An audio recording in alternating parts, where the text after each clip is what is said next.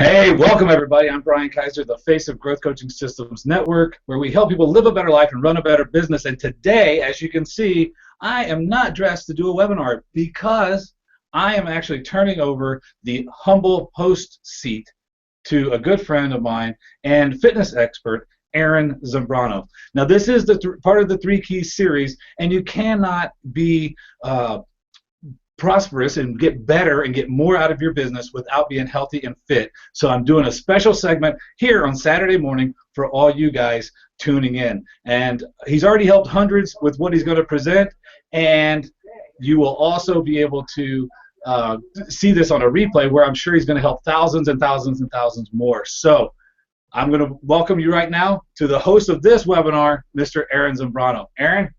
Hey, thanks, Brian. Take the host seat, man. All right, guys. Well, I'm Aaron Zambrano, as he said, and some of you may know me, some of you may not.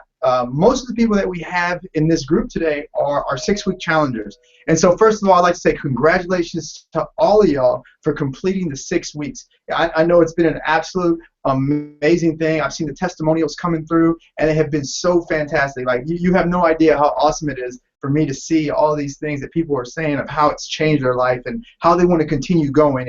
And as a fitness expert, all I really want to do is teach people how to live a healthy lifestyle and do it over a long period of time. And so I love what I do, and I have my own story. You know, when I first started many, many years ago, actually before I started, I remember my freshman year in college.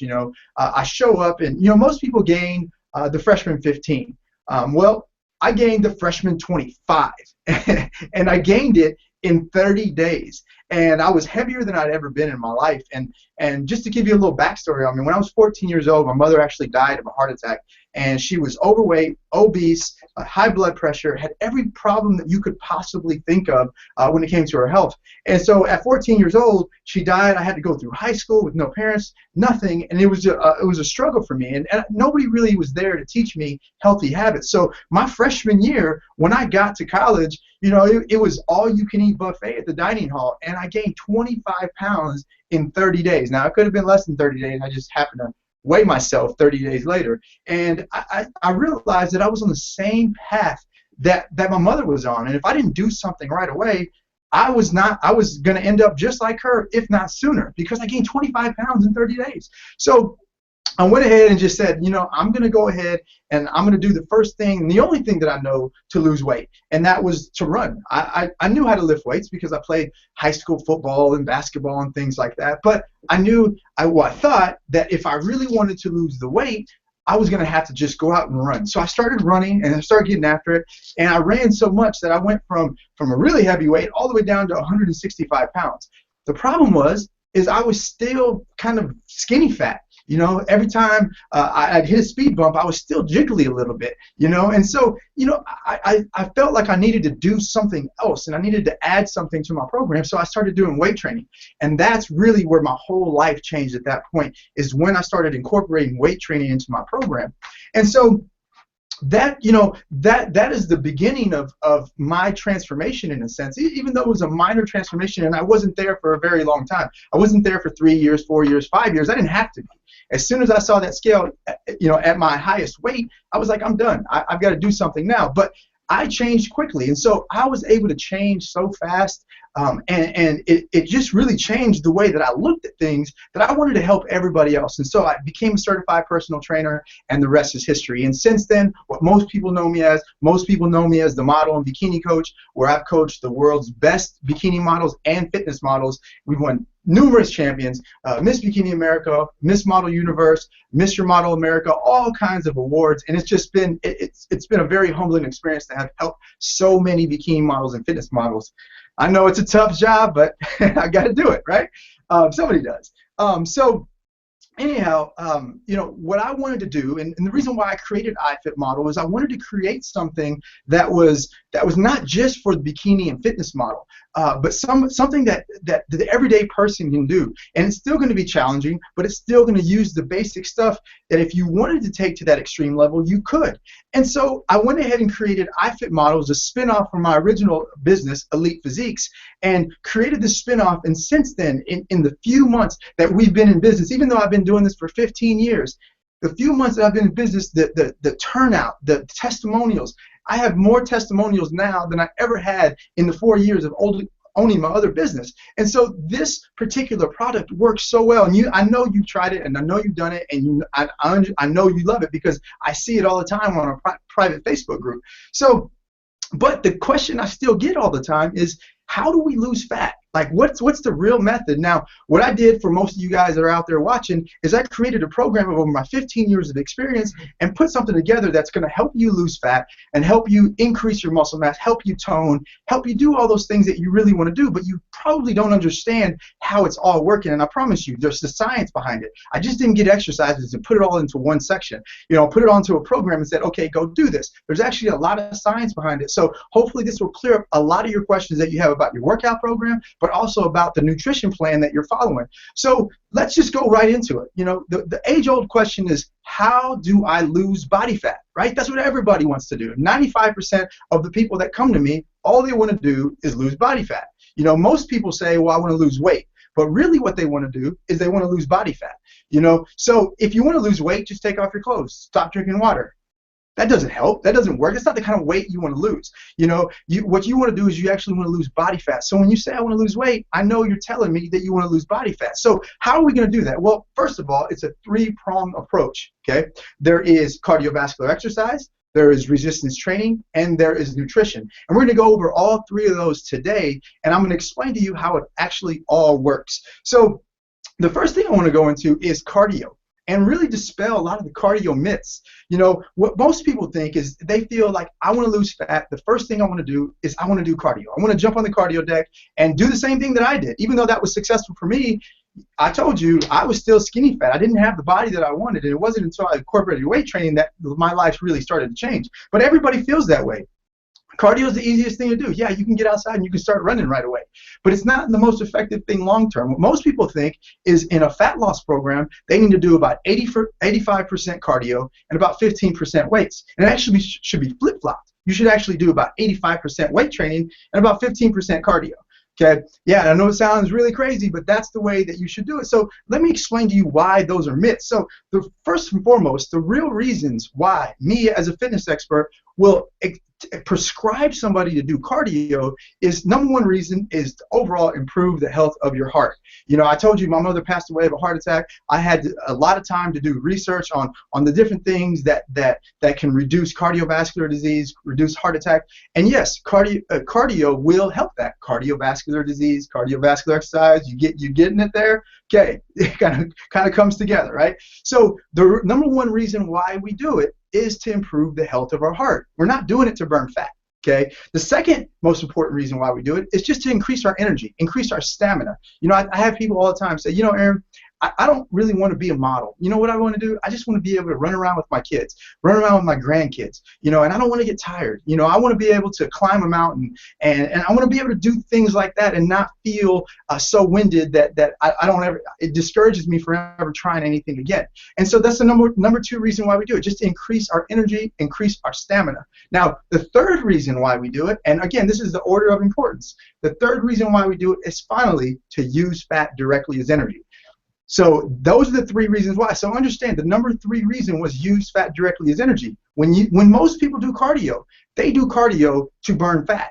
And I'm going to go through this and I'm going to explain to you why that's not going to be the most effective method. So those are the three main reasons why we do cardio. Now, this is what a lot of people don't understand. So let's imagine a line graph, okay? You have 0 in one end and you have 60 minutes on the other end, okay? And that's going to be time. That's going to be the amount of time that you have. 0 minutes to 60 minutes, okay? Imagine this line graph, okay? The first 20 minutes of a cardiovascular exercise, what you're really doing is you're only using your carbohydrates as energy. That's it. You're not using fat. You're not burning fat when you do first 20 minutes of cardiovascular exercise. So the first 20 minutes, your body starts to use fat directly. In first 20 minutes, your body's just starting to use carbs. God, I got all whack out of there. So the first 20 minutes of a cardiovascular program, your body's only going to use carbs. Now remember that. Now from 20 minutes to 60 minutes, your body will start to use fats as energy, and that's really the zone that you want to be in. There is a key though. When you're in that fat burning zone, you need to be between 55 and 75% of your max heart rate. Okay. Now, I'm going to take a step back for a second and give you a little education. What is your max heart rate? How do you know what your max heart rate is? Well, there's a lot of formulas out there, but I'll give you a formula that's really easy, and you can write this down. Go ahead and write it down and figure this out. I'll give you a couple seconds to get a pen. Okay, you're getting the pen. Hopefully you're still looking at me. Can you see me? Woo, Matrix. So you got your pen. Okay, so do 220 minus your age. Okay, and whatever that number is, that's your predicted max heart rate. Okay, so 220 minus your age. Now you're going to get 55% of that number. Okay, now you get 75% of that number, and that's the range that you need to be in regards to heart rate if you want to be in a fat burning zone.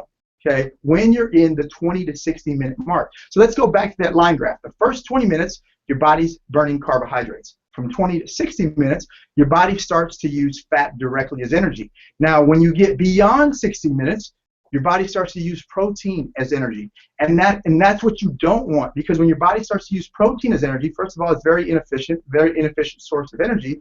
But secondly, that's when you start to eat away at your muscle. That's why you see all these marathon runners who, like the very elite marathon runners, and I know there's some marathon runners on this webinar today. So think about it. All those elite marathon runners, what do you notice about these guys or women? That they're all really, really, really thin. They don't have a lot of muscle. Why? Because they're running for hours at a time and they're eating away at their muscle. There's a lot of novice marathon runners who are out there just run. Maybe they run 3 or 4 marathons, but they store tons of body fat. Why? Because they've eaten away at all their muscle. And we'll go into metabolism here in a second, but they've also helped lower their metabolism because they've depleted all their muscle from running 60 minutes at a time. So you don't want to get into that range. Now, look at the chart again, okay? You have the first 20 minutes you're using carbs. From 20 to 60 minutes, your body starts to use fat. And from 60 minutes on is really where you don't want to go, okay? If you look at the programs that I've given you and you look at your cardio programs, you're going to notice, count up the number of minutes in the interval section that I gave you, okay? Now, everybody has an interval section and then they have a moderate cardio section. If you count up those minutes in the interval section, including your rest time, you're going to see it's around 20 minutes. All those numbers, all the interval section is around 20 minutes. Why is it around 20 minutes? Because I know for the first 20 minutes, you're not going to be burning fat. You're going to be burning carbohydrates. So we're going to work at a super high intensity in that first 20 minutes. And then after that, that's when we add the moderate cardio towards the end. And that's the fat burning zone. And so there is an actual science behind the program that I wrote for you. So again, I just didn't write things and put it on paper and just say, oh, I want to make it hard. No, I want to make it extremely effective. So the first 20 minutes, your body's burning carbs. That's when you're doing the intervals. From 20 to 45 minutes, your body's using fat, and that's where you're going to be doing the moderate cardio. So hopefully that kind of explains a little bit of why we're doing the cardio in that particular area, okay? So now let's go ahead and go right into the weight training aspect of things, okay? Now, in weight training, there's a myth out there. The myth is that if you do a lot of repetitions and very low amounts of weight, that's what's going to help you tone up. Okay, I hear that all the time. You know, first of all, the first myth, a lot of women, they're so scared of doing weights because they think they're going to get big and bulky like a man. And I like to look like those women on TV, but you'll never look like that. And I may never look like that because I'm not pharmaceutically enhanced. But women just cannot get that big unless they're taking steroids, unless they're doing all kinds of things to get that big. So don't be afraid of doing weights, okay? Now, why do we really do weights? What's the purpose of doing weights? Well, the real purpose of doing weights is, number one, to increase our metabolism. That's really what we want to do. We want to shape our body, but we also want to increase our metabolism. Understand this. When your muscle increases, your metabolism increases as well. So your metabolism is a direct reflection of the amount of muscle that you have on your body. That's why in your program, we have a lot of weight training, and you spend most of your time doing the weight training aspect of it, because what we're really trying to do is build your metabolism. Now, the higher your metabolism is, the more calories your body burns on a daily basis. And so your metabolism is really what's going to help you lose that fat and keep it off long term. So that's one of the major reasons why we're doing weight training. It's not just to have big pretty muscles. Yeah, okay, I have big pretty muscles.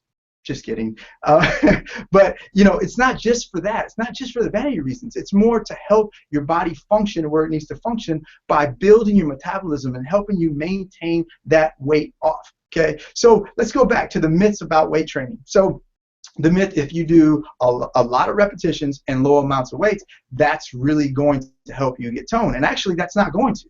So the way that you're going to get tone is by two ways. You're going to increase your muscle and you're going to decrease your body fat. Okay, so we haven't even gone to the nutrition aspect of how to decrease your body fat, but we'll go into that here in a second. But you're going to increase your muscle and decrease your body fat. High amount of repetitions and low amounts of weights does not increase your muscle. So if the way that we get tone is by increasing our muscle and decreasing our body fat, or we'll just say increasing our muscle, then low amount of weight is not going to increase our muscle. So is that really going to be the way that we're going to get tone? No, you still have to do heavier weight. You still have to build that muscle, or even intermediate weight. I know I've gotten a lot of feedback from people on this program. They're like, wow, I'm lifting heavier weight than I've ever done in my life, and I'm stronger, and I feel better, and everything's happening in the right direction. Yeah, you may not understand why we're not doing 20, 30, 40 repetitions on a particular exercise, but you do see that your clothes are starting to fit you better. Because why? We're doing heavier weight. We're not doing heavy weight or one rep max where you're lifting as much as you can. We're doing 12 reps, 8 reps, 10 reps, somewhere around there, depending on the week that you're on. And so that's really the reason why we do the weight training. And so, as long as we continue to build that metabolism, as long as we continue to do those things, then we're going to be on the right track. So now we've covered cardio. You understand cardio. You understand how we do it and why we do it. Now we've done the weight training aspect of it, and you understand how we do it and what we do. Okay, so we're shaping our body in weight training, and we're increasing our metabolism, and that in turn will help us lose the body fat. Okay, so now let's go into nutrition. Okay, so we've gone over the exercise portion of it pretty quickly, but now let's go into nutrition. Okay, so nutrition is a very misunderstood thing, and I can talk all day about nutrition, but I'm going to save you a little time here. Okay, now in nutrition, there's 3 things that we basically want to look at. We want to look at carbs, we want to look at fats, and we want to look at proteins. Now, what we really have to do is just understand what those things are and how they affect our body. Most people have no idea how they truly affect our body. Now, I have a podcast series where I go over carbs, where I go over fats, and I go over proteins, and you can listen to that in more detail. Right now, what I'm going to do is I'm going to go over the bullet points and the main things that you need to know. So let's look at carbs first, and let's first try to understand what they really do. What I want to do is change the way that you look at carbohydrates, just change the way that you view food, period. And so the overall iFit model philosophy is only take in the foods that your body can use and don't eat the foods that your body can't use. And it's so simple. I'll say it again, only take in the foods that your body can use and don't take in the foods that your body can't use. So what are those foods that our body can use? Let's break them up into carbs, fats, and proteins. Okay, so carbs, first and foremost, what are carbs and what do they do for us? Well, carbs, there's 2 functions, and I only want you to think of these 2 things. I want you to write this down. There's 2 functions of a carb. 1, it gives you energy. Okay, 2, it replenishes energy that you've lost through exercise. Okay, that's it. Don't overcomplicate it. If you go to Google right now, you can go function of a carbohydrate, and I guarantee you'll find 1,000 different functions, and you're going to get so confused of what to really follow. No, I want to make it simple for you to follow. 1, it gives you energy. 2, it replenishes energy that you've lost through exercise. It's that simple. Okay, so now that you kind of understand that aspect, is what are the types of foods that my body can actually get energy from? Okay, well, the natural types of foods, the foods that grow from the earth, okay, those are the types of carbs that you can get. So you have like your rice, you have your oatmeals, you have your fruits. Now, what a lot of people do is they put fruits and vegetables in the same category, and it's actually not true at all. Fruits are a carbohydrate, and vegetables are vegetables, okay, and they're 2 completely different makeups in regards to carbohydrates. So you have your rice, you have your potatoes, you have your beans, you have your fruits, and you have your whole grain products and things like that. Those are the types of carbohydrates that your body can actually use. Those are natural products that grow from the earth. Anytime you start getting to more processed carbohydrates, those are the types of things that you want to stay away from. So if you think of a man-made type of carb, what is the biggest thing that most people think when they think of carbs? They think of bread, right? And so that's a man-made thing, right? White bread, French bread, whatever it is, it's a man-made thing. And what people don't understand is that white flour is purely empty calories. Your body doesn't use those at all for energy. So if your body can't use those for energy, what does it do? It stores it as fat. Okay, so we want to try to eat the carbs that only give us that energy, and that's it. We don't want to eat the carbs that don't give us energy. Okay, it's pretty simple, right? If you look at it like that. So we want to eat the carbs that our body can get energy from, and those are going to be the natural foods, the things that grow from the earth. We want to stay away from the foods that our body can't get energy from, like the foods with white flour. So we have breads, we have pastas, we have different types of cereals, we have different types of desserts. Those are really the things that we want to try to stay away from. Okay, so now that you kind of have a better understanding of carbs, I'll kind of give you an analogy that may help a little bit. Okay, so think of carbs as gasoline. Okay, so if you want to get from Houston to San Antonio, what you've got to do is you got to make sure that your tank is full. So you're going to go to the gas station and you're going to put gasoline in there. Okay, but you already do this. You're already picking the right types of gasoline. When you go there, you're not going to pick the diesel gasoline and put it into your car. Okay, I know some of you may have diesel trucks and this and that, but I'm not talking to you guys. I'm talking to everybody who's driving, the regular unleaded car. So you're going to go and you're going to put the unleaded gasoline into your car, because that gasoline, that type of gasoline, is going to allow you to go from Houston to San Antonio. Okay. Now, if you put that diesel gasoline in your car, what's going to happen? Okay, your car's not going to work. It's not going to get any energy, so to speak, from it. Okay, so you want to make sure that you're picking the right types of carbohydrates to eat. Okay, so that gasoline, that unleaded gasoline, that's like the natural foods that grow from the earth. The diesel gasoline is like the white flour, the things that your body can't use at all. Okay, so look at carbohydrates in that manner. Okay, the good types of carbs are the ones you want to eat, the ones that grow from the earth, and the diesel gasoline type carbs, the breads, the pastas, the things like that, those are the ones you want to stay away from, because not only do they not give you energy, but your body stores those as fat. So carbs can actually make you fatter, and that's what a lot of people think about carbs, but carbs can also make you leaner if you eat the right types of carbs. Okay. I can talk for an hour about carbohydrates, but I want you to understand those basic points. Carbs give you energy, or they replenish energy that you've lost through exercise. You want to eat the more natural foods, and you want to stay away from the foods with white flour in them. That's about as simple as carbs can be. Don't overcomplicate it. If you try to overcomplicate it, you're going to end up being very, very confused. Okay.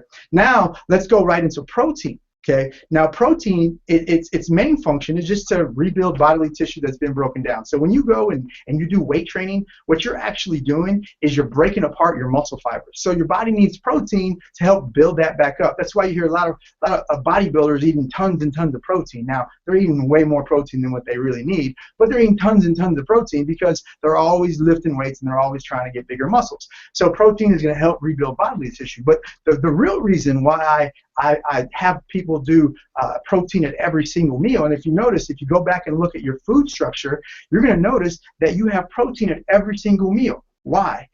This is the reason why. It's because it satisfies your hunger. Okay. A lot of times when people start to eat a healthy eating plan, what they do is they will skip out on the protein, and they realize they're really hungry, so they'll eat oatmeal and an apple for breakfast. Okay, for lunch they may eat a chicken salad, and then for dinner they'll eat pasta and chicken or fish and vegetables or whatever the case may be. But there's really only 2 meals a day that they had protein, and they miss protein at breakfast time. Or even if they snack, they'll snack on things like an apple or a banana or pretzels or something like that, which pretzels are all white flour.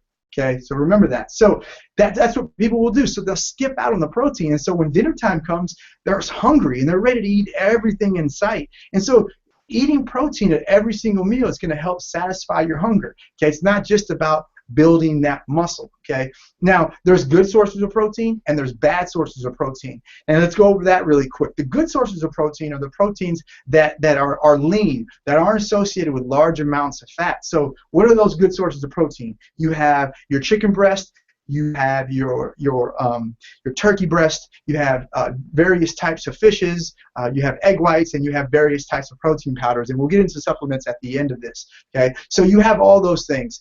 Somebody asked a question. They're saying, isn't pork the other white meat? Yes, in the color, it's the other white meat. But in regards to its actual nutritional value, it has almost 3 times as much fat as a chicken breast in an equal amount of serving. So yes, pork is the other white meat, but it's associated with large amounts of saturated fat. Okay, so the good types of proteins that we want to eat are the ones that aren't associated with lots of fat. And I just went over those for you. The types of proteins that you want to try to stay away from are your beefs, okay, most beefs, unless it's 95% fat-free or leaner, okay, which is really hard to find these days. Most beefs, buffalo or bison, unless it's 95% fat-free or leaner, okay. And this is the big one: dark meat chicken or dark meat turkey. Okay, a lot of people are like, oh, I thought chicken was healthy. Well, chicken is healthy if it's a chicken breast. But if it's dark meat chicken, it has a lot of saturated fat with it. Okay, so those are the types of meats that you want to stay away from. Yes, they will give you protein, absolutely. But they're also going to give you large amounts of fat that your body really doesn't need. And I'm going to go into fats here in just a second and explain to you how the fats really work. Okay, so proteins might be the easiest thing to understand. Okay. You want to stay away from the foods, the proteins that have large amounts of fat, and you want to eat the proteins that have the lean cuts of meats, the ones that don't have a lot of fat with them. Okay, so now that we understand proteins a little, let's go into fats. Now, fats, besides carbs, might be one of the most misunderstood macronutrients on the planet, okay, which there's only like 6 or 7 of them, so it's not that big of a revelation. So fats are very misunderstood. So what is the purpose of fats? Well, fats are actually our body's second source of energy, okay? Carbs are our first source of energy. Fats are our second source of energy. Now, why do I love to give people fats? Not get people fat, but give people fats. Okay, I love to give people fat because they buy more of my product and then I get richer. No, I'm just kidding. I love to give people fats in way of nuts or avocados or even peanut butter or almond butter or things like that, because fats actually produce up to 3 times more energy than 1 molecule of a carbohydrate. So you can actually get more energy from a fat. If you can get more energy, then you can do more work. If you can do more work, then you can burn more fat. So fats can actually help you burn more fat. It's as strange as can be, but a lot of my fitness competitor athletes and clients, I give them a high-fat diet right before they go into their competition, and they get leaner than they've ever been before in their life. And it sounds so weird, but I understand how fats work in the body. And if you notice, you have fats in your program. And also look, so carbs are one source of energy and fats are another source, okay? And if you look at your food plan, you're going to see that there's going to be times where you don't have any fats, but you're going to have carbs. There's going to be times where you don't have any carbs, but you have fats. And there's going to be times where you have a half serving of carbs and a half serving of fats. Why? Because we don't want to add 2 energy sources or 2 full servings of energy sources, because you're going to end up with a lot of calories that your body doesn't need. So again, fats are your body's second source of energy, and that's why we combine it in your food structure like that, okay? Now, let's understand the 3 different types of fats. And this is kind of get boring a little bit, so I'm going to go really, really quick, okay? The most simple fat that we know that our body is actually going to use as energy is the unsaturated fat. This is the type of fat that we want to eat. This is your olive oil. This is your nuts. This is your avocados, your things like that. Those are the types of fats that we want to eat because our body can actually break those down and use them for energy. And the reason why is unsaturated fat is very simple in molecular structure. And so because it's, I have to get nerdy, so I'm sorry. Because it's simple in molecular structure, your body's able to break it down. Okay. Now, a saturated fat, on the other hand, that's a lot more complex. And because it's more complex, it takes a little longer to break that down. And those are the types of fats that we don't want to have, because the saturated fats, they're most likely not going to be used for energy. So if they're not used for energy, what happens? They get stored, and obviously they get stored as fat.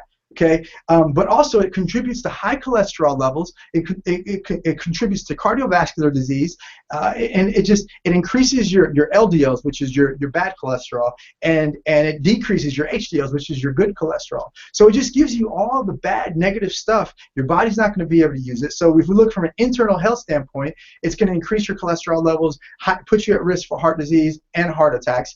And if we look at the vanity reasons of it, it's just going to make you fatter. The saturated fat is just going to make you fatter. Okay, so that's the type of fat that we want to stay away from. Again, it's more complex, so our body doesn't really want to break it down. So the worst fat that you could possibly take in is what's called the trans fat. Okay, now I always like to put trans fat and hydrogenated fats together because it's actually the same thing. What a lot of people don't understand is these food makers are allowed to put 0 grams of trans fat on their food label, but they can actually have trans fat in their diet. Now, if you look at the nutrition or the ingredient list, if you look at an ingredient list of, we'll say everybody has peanut butter. If it's not natural peanut butter, go to your cabinet after this and look at the ingredient list. And what you're going to see is you're going to see partially hydrogenated rapeseed oil, partially hydrogenated grapeseed oil, or something in that matter. So anytime you see the word hydrogenated, that means it has trans fats in there, but these food makers are allowed to put 0 grams of trans fat because it has less than 1 gram of trans fat in them. So they trick you, but you have to be detailed and you have to go down and look into the ingredients list to see if you see that word hydrogenated. Okay. Now, why are they so bad? Well, they're so bad because first of all, they're a man-made fat, and they're so complex in molecular structure. I read a study once that said it takes 90 days before your body even can recognize that it's a fat, and before you'll even think about starting to break it down and use it for energy. Okay, so 90 days that fat just sits there. And so a lot of people, I might date myself, but about 12 years ago, there was a guy who actually sued Oreos, and he said Oreos made him fat. Now, it was a little ridiculous the way that the media published it, but really what he was doing is he was telling Oreos that you put this hydrogenated fat and this man-made fat, this complex fat, you put this into the food and you didn't put it on the food label. You didn't say that this is what you had in there. And so because of this, he had all kinds of health problems, heart disease and type 2 diabetes and different things like that. And so he was telling Oreos that they should have put it on there. Now, although he lost the suit, what that turned and did is it made all the food companies start putting trans fats and hydrogenated fats into their ingredients list and on their food labels. And so this stuff really is so bad. If saturated fat is bad for you, trans fat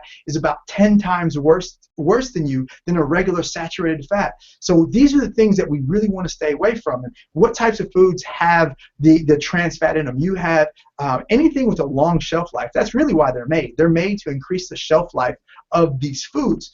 And so anything with a long shelf life, like Oreos, like cookies, like your peanut butter that I explained, and even sometimes those seasoning packets that you'll get, the taco meat seasoning packets, a lot of those seasoning packets will have high amounts of trans fats in them. Okay, so make sure, go through your cabinet, go through your pantry, and see what's been sitting there for 6 months. And if it's been sitting there for 6 months and you can open it up and eat it and it tastes fresh as all get out, then it probably has trans fats in there. Okay, so be very, very careful. Read the food label.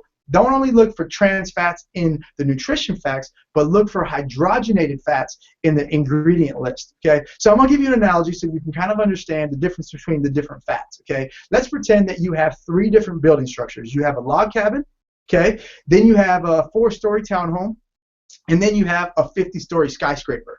Okay, if I gave you a sledgehammer and I said, okay, I want you to go knock down one of those buildings, and when you knock down one of those buildings, I'm going to give you infinite amounts of energy. Okay, what are you going to do? You're going to go and you're going to probably knock down that log cabin, right? Because it's the most simple structure. You can go and you can probably break it down pretty quickly. That's an unsaturated fat. That's how your body uses unsaturated fat. It's very simple molecular structure, so it breaks it down, and guess what? It gets energy. Okay, now your body, you're not really going to knock down that 4-story townhome. You're not going to do it, and because it's going to take you a long time, and so you're just going to end up not doing it at all. And if I said, you know what, I want you to go get that sledgehammer, and I want you to knock down that 50-story skyscraper. What are you going to do? You're going to sit there and you're going to hit it. And you're going to hit it. And it's not going to do anything. And you're just going to keep going. And chances are you're probably going to stop swinging that sledgehammer because you're going to be tired. And you're probably just going to walk away from it. So guess what? Now that 50-story skyscraper, that trans fat gets stored. And it gets stored forever, and it's really, really hard to burn it at that point. Okay, so that's an analogy of how fats and how they're different, and how the saturated fats, or the unsaturated fats, excuse me, the unsaturated fats are really the ones that we want to try to eat more of because our body can break it down. So now we've gone over all three of those things, and hopefully you have a better understanding of how it all works and how it works in your body. So let's go over supplements for a second. Okay. Now, a lot of people, especially when they're going on a fat loss, are like, what supplements can I take? What can I take to help me burn fat? What can I take to help me build muscle? Well, there's tons of things that you can take, and you can, that's why these supplement companies have made, billions of dollars because they get people in thinking that they need this supplement in order to lose weight. I've done many fitness modeling competitions. A lot of my clients have done many fitness competitions without ever taking a supplement. And it's not necessary to burn fat. It's not necessary to build muscle. Can it help? Absolutely. But where you're really going to see the results is seeing that from your everyday nutrition. Supplements are about maybe 2 to 5% of the results that you're really going to see. 2 to 5%. That's really not that big of a deal. Okay. So can you do all this and burn all the fat without supplements? Absolutely. Now, one of the big questions is, what kind of fat burners can I take? Well, let me explain to you a little bit about what fat burners really are. Now, fat burners is basically a caffeine pill. It can be a tricked up caffeine pill is really what it is. Most fat burners are stimulants. Okay, caffeine is a stimulant. It gets you excited. It gets you hyper. And so the real trick behind fat burners is it gives you energy. And if it gives you energy, you're able to go a little longer on the treadmill. You're able to run a little further when you're outside. So it gives you a little more energy. So if you're able to do more work, you're able to potentially burn more fat. So all it's really doing is just giving you energy. That's what a fat burner really does. A lot of times they also have an appetite suppressant in them to kill your appetite. And so if you're on a healthy eating plan, you want to make sure that you're eating 5 to 6 times a day. So the last thing you want to do is not be hungry. You don't want to suppress your appetite because now you're going to end up only eating 3 times a day. What most people have a problem with is not so much, I eat too much. You're eating too much of the wrong things. You're not eating enough of the good things. So the strategy that I tell people is add more good stuff to your diet, and the bad stuff will naturally start to go away. Okay, so back to fat burners. So that's really what a fat burner is. It's just a stimulant, and it just makes you excited and makes you go do more work, and then that in turn helps you burn fat. But you're not just sitting on your couch taking a fat burner and you're losing the fat. That's not how it works. Okay, you still have to do the work. So can you lose the fat without a fat burner? Yes. I've taken fat burners just for fun, just to see how crazy I get. I'm already kind of hyper and kind of wild. So as you can probably imagine, I don't want to do a webinar whenever I'm on a fat burner because I start sweating really bad and I get all crazy and stuff. So I don't like to do them, and I can lose the fat without the fat burners. Okay, so if you're one of those people that said, do I have to take fat burners to lose weight? Absolutely not. Focus on your nutrition. Focus on those types of things, and focus on the good types of carbs, the good types of protein, the good types of fats. Make sure that you're doing the right type of weight training, and if you're following my program, you should be following to the T, and that's what's going to help you lose the fat, not that supplement. Can it help?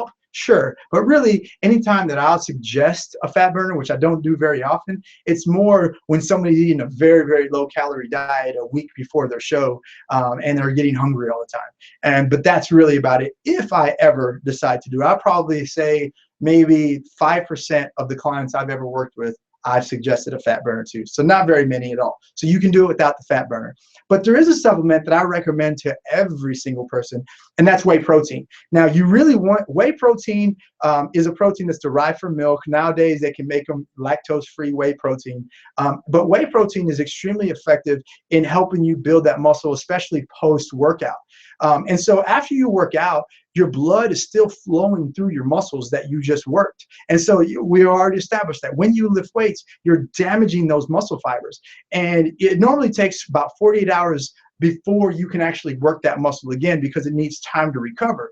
But one of the things that's going to help recover besides 48 hours of rest is that whey protein. Now, when you take that whey protein, the reason why it's so awesome is because it gets absorbed into the bloodstream extremely quickly. So when it gets absorbed into the bloodstream right after a workout, because your blood is still flowing through those muscles, it's going to get delivered right to those muscles really, really fast. That's why I always suggest, if you're going to take a whey protein, make sure you do it within 15 minutes of a weight training exercise. Not for cardio, not before cardio, but immediately after a weight training exercise. So whey protein is going to be a great thing. Now, there's also things like creatine. If you're looking at muscle growth, you can take creatine. That will help you increase your strength, also help you increase your endurance. But do you really want to take the creatine? You don't necessarily have to. There's very few people, again, only the advanced people really need to start focusing on the supplementation aspect of it, because if you're not following the right nutrition, I don't care what supplement you're taking,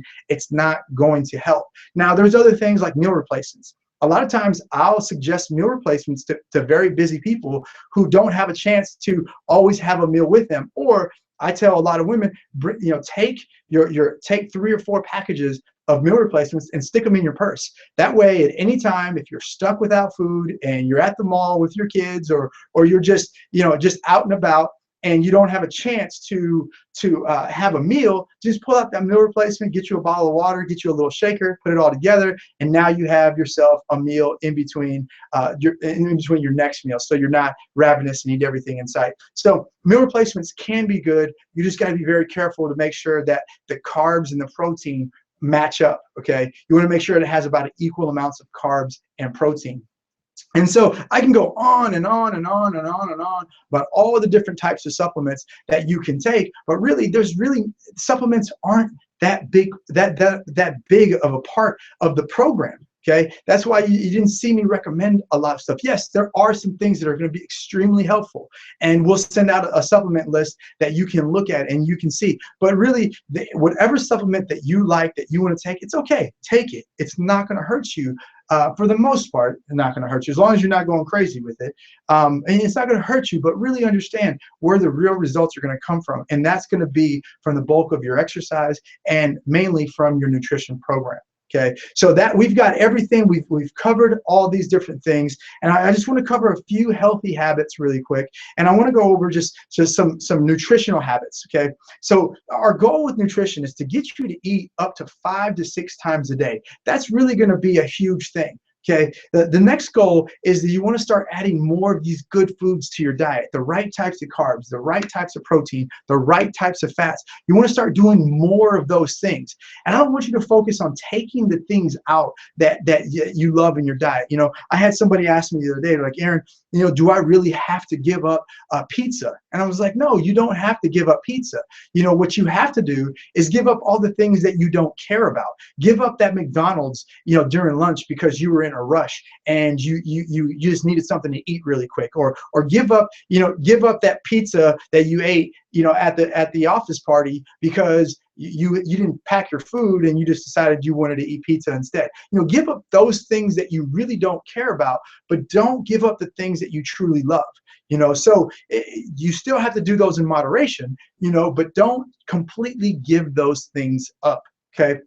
And so start adding things that you really like to your diet, or start adding the good foods to your diet, and that will naturally start to eliminate the other things in your diet. And understand this, you're not going to be perfect. You're not going to be perfect in the first week. Okay, I do a seminar. It's called the 4 Steps to Extreme Results, and I apply this to nutrition. And the very last step of the 4 Steps to Extreme Results is taking baby steps to your plan. So right now, if you're only eating 2 times a day, then your next step should be to eat 3 times a day. If right now you're only eating 3 times a day, then your next step is to eat 4 times a day. And don't try to be perfect right away. Yes, everybody wants to be perfect, but if you don't get to perfection, it's okay. Just take a look back and say, how far have I come? And you're going to notice that if you started off at 2 times a week, but your goal, 2 times a day of eating, and your goal was to eat 6 times a day, but now you're eating 4 times a day, you're not a failure. You've actually progressed, because you went from 2 times a day of eating to 4 times a day. So that's a step in the right direction. Okay. So those are the biggest things that I really want people to think about. And you have to be very forgiving to yourself when you're following a nutrition program, because you are going to mess up. It's okay. Just understand that you're just going to have to keep getting back on that horse. Get back on that horse. You fall off, get back on that horse. And the quicker you can get back on that horse, the less that falling down is really going to affect you. Okay. So if you can take those simple steps into your nutrition program, it's going to be so helpful to do that. So add the things that your body can use, and that will naturally eliminate the things that your body can't use. Now, somebody also asked the question like, hey, what's the minimum number of days a week that I should do weight training? Well, I always recommend a minimum of 3 days a week. If you look at your program, there's 3 days a week on there that I want you to do it. And then you have what's called 2 bonus days, where if you wanted to go 5 days a week, you could. Okay, so I always suggest a minimum of 3 days a week. Okay, and I always suggest a minimum of 3 days a week of exercise, period. So if you only have an hour to work out and that's all you have, I normally tell people to do 30 to 40 minutes of weight training and then do the rest of the time of cardio. Okay, if you're doing more cardio than weight training, you need to go back and you need to reanalyze your program. Chances are you're just trying to lose as much weight as you possibly can in a fast time. And yes, cardio going to help you lose fat faster? Absolutely. But are you going to be able to keep the weight off? Most likely not. And so the program that I gave people is not necessarily just for this 6 weeks. It's not just for this time period. I want you to be able to do this for a long time. And if you need that help, if you need that guidance and you need that assistance, we've got guidance for you. We can help. You can actually, a lot of people in the 6-week program, we're going to roll this out to you really soon, but I'm going to get a little ahead of myself. But you have monthly programs that you can start to purchase, and you can get on that monthly subscription, and we can get you that program every single month. And everything is going to change, and you'll have different goals every single month, and it'll be really cool. So this is something I want you to do for the rest of your life, not just for the 6-week time period, or not just until your vacation or until your wedding day.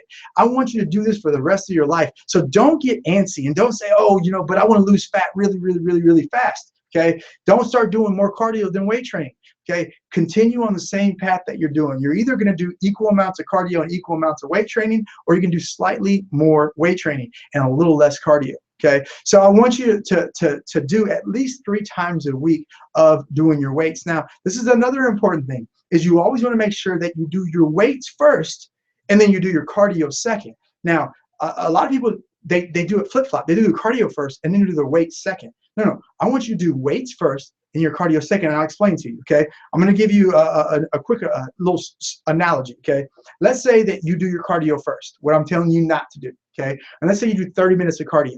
Now, go back to that energy flow chart that I was explaining to you. Remember, the first 20 minutes of cardio exercise, your body's basically using carbs.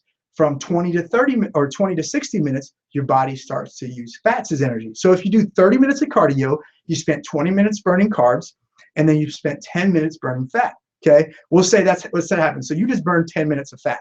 Okay, this is what people don't know. When you do weight training, the only source of energy that you use is carbohydrates. That's it. You're not using fat, you're not using protein, you're using carbohydrates, and that's it. So if you've just done 30 minutes of cardio exercise and you burn 20 minutes of carbs in that first initial part of your cardio, then what's going to happen when you go to weights?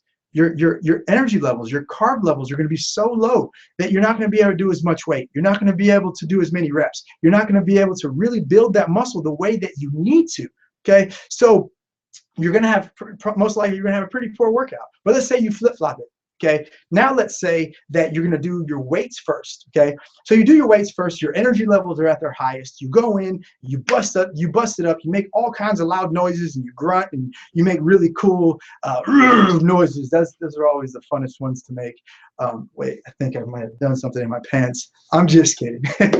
So you're going to go in there, you're going to get your workout in, and you're going to have an amazing workout because your energy levels are at their highest. Okay, now you decide that you're going to go jump on that cardio deck right afterwards. You're still only going to do 30 minutes of cardio. Okay, so now instead of spending 20 minutes burning your carbohydrates, you've already depleted a lot of your carbohydrates because you did weights before. Okay, so now instead of spending 20 minutes burning carbs when you do that cardio, your body will spend 10 to 15 minutes using those carbs before it switches over to start using fat. So let's say at the 10-minute mark, your body switches over to start using fat and you still do 30 minutes. You've just burned 20 minutes of fat. Okay, 20 minutes of fat just by flip-flopping. In the first example I gave you, you burned 10 minutes of fat. In the second example, because you did your weights first, you burn 20 minutes of fat. And you just doubled the amount of fat that you can burn by doing your weights first. You didn't spend any more time in the gym. You didn't do anything different. You just flip-flopped your cardio and your weight training. So always make sure that you do your weights first, have your post-workout shake within 15 minutes, and then do your cardio.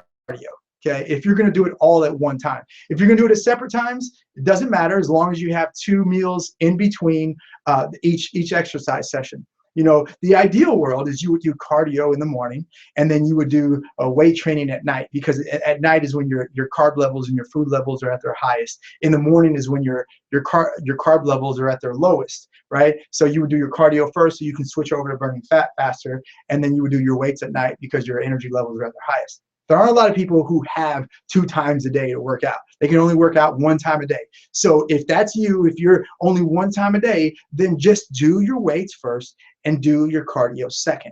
Okay, and so this is really all I want you to do. And let's go back and go to the 4 steps to extreme results. I didn't go over all 4 steps, but remember, the 4th step is to take baby steps. So right now, if you're only doing twice a week of weight training, or let's say you're not even doing any days a week of weight training, well, most people should be doing at least 3 because you've been following my 6-week challenge. So let's say you're doing 3 days a week. We'll start there. You're doing 3 days a week and you're trying to work your way up to get that 4th bonus day and that 5th bonus day. Okay, well, take your time to get there. Say, okay, I'm doing 3 days a week right now, but my goal is to get 5 days a week.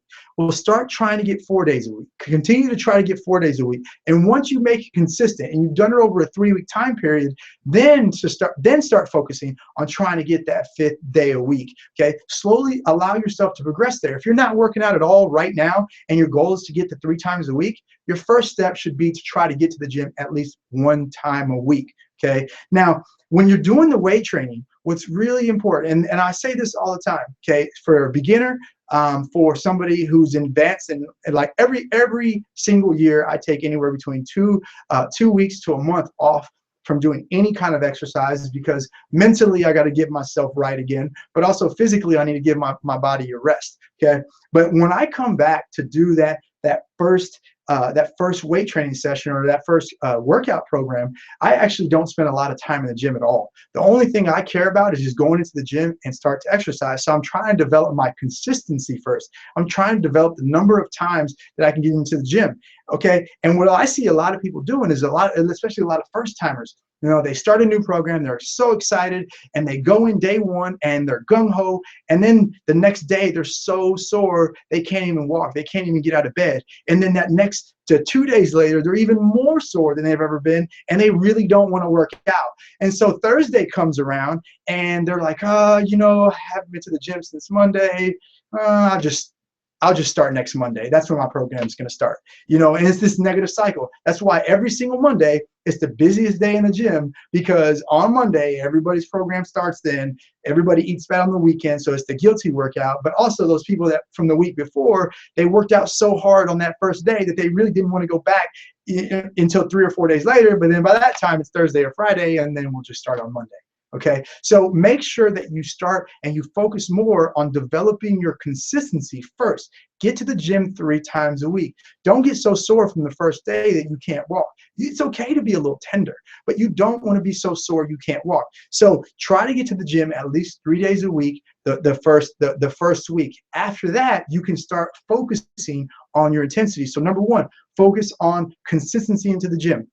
Number 2, focus on your intensity. And then number 3, this is really, you're going to see all the results. Number 3, you got to do that over a long period of time. Okay, so everybody on the 6-week challenge right now, you guys have been doing it. You guys have been doing it for 6 weeks. Congratulations again. It's amazing. Again, I can't tell you how excited it makes me to see all these testimonials and all these ways that my program is helping people see the results. But now, Let's do that over a long period of time. And if you've seen results in the first 6 weeks, imagine what 6 months will do. Imagine what 1 year will do. It can make all the difference in the world, and you'll never have to struggle with your weight again. You'll never have to worry about, being that skinny fat girl. You'll never have to worry about being that overweight attorney. You don't have to worry about that because you've done it over a long period of time. So, ladies and gentlemen, I really hope that you've enjoyed this time. I really hope that you had a chance to learn a lot of things. If you can tell, I can talk all day about all these different types of things, and I would love to continue to share my message. For all my current 6-week challengers, we're going to offer you a new 1-month program, and you're able to get on it, and you're able to subscribe to it on a monthly basis and get a new program every single month. You'll get a new cardio program, new weight training program, new exercises. You'll get all that with loads of other things. You'll get different events that I'll go to. You get in my podcast. You'll continue to get all those supporting things that you really need. That's going to be coming your way really soon. So check your email. Again, ladies and gentlemen, thank you so much for sitting here on this early Saturday morning, watching me talk a lot, and just watching me on all my crazy hand movements. I really appreciate it. Thank you guys so much for being part of the 6-week challenge, and we look forward to having you for a long time to come. All right, Aaron, thank you very much for coming on. Hey, guys, have been part of the 3 Keys to Your Success webinar series. Be sure to tune in to the rest of the series. You can find the replay of this at Growth Coaching Systems Network YouTube page. Go there and subscribe. You can find this webinar and many others. Aaron will also be reposting this out for everyone to view. Again, I'm Brian Kaiser. I'm the face of Growth Coaching Systems Network, where we help people live a better life and run a better business. See you in the next webinar.